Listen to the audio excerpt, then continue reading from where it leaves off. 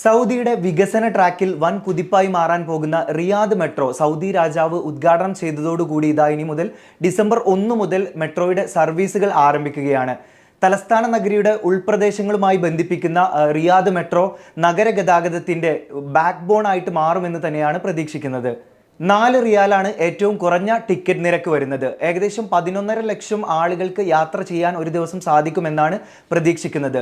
ജനങ്ങൾ തിങ്ങിപ്പാർക്കുന്ന ബത്ത, ഒലയ്യ എന്നീ പ്രദേശങ്ങളിൽ നിന്നുള്ള ബ്ലൂ ലൈനും കിങ് ഖാലിദ് വിമാനത്താവളത്തിലേക്കുള്ള യെല്ലോ ലൈനും ഷെയ്ഖ് ഹസൻ ബിൻ ഹുസൈൻ എന്നീ പ്രദേശത്തൂടെ കടന്നു പോകുന്ന പർപ്പിൾ ലൈനും ഈ 3 ലൈനിലൂടെയാണ് ഡിസംബർ 1 മുതൽ യാത്രക്കാർക്ക് യാത്ര ചെയ്യാൻ സാധിക്കുക.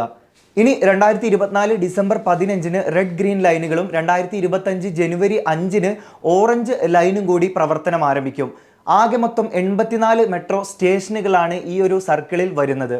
ഇനി ടിക്കറ്റ് നിരക്കിന്റെ വിശദാംശങ്ങൾ പരിശോധിക്കുകയാണെങ്കിൽ 2 മണിക്കൂറിനാണ് ഏറ്റവും കുറഞ്ഞ ടിക്കറ്റ് നിരക്ക് 4 റിയാൽ വരുന്നത്. 3 ദിവസത്തിന് 20 റിയാലും 7 ദിവസത്തിന് 40 റിയാലുമാണ് ടിക്കറ്റ് നിരക്ക് വരുന്നത്. ഇനി ഒരു മാസത്തേക്ക് ടിക്കറ്റ് എടുക്കുകയാണെങ്കിൽ നിങ്ങൾക്ക് വരുന്ന ചാർജ് 140 റിയാൽ ആയിരിക്കും. 6 വയസ്സിന് താഴെയുള്ള കുട്ടികൾക്ക് റിയാദ് മെട്രോയിലൂടെ സൗജന്യ യാത്ര ചെയ്യാൻ സാധിക്കും. ദർബ് ആപ്പ് വഴിയും മെട്രോ സ്റ്റേഷനിലെ വെൻഡിംഗ് മെഷീൻ വഴിയും നിങ്ങൾക്ക് ടിക്കറ്റ് എടുക്കാനും സാധിക്കും.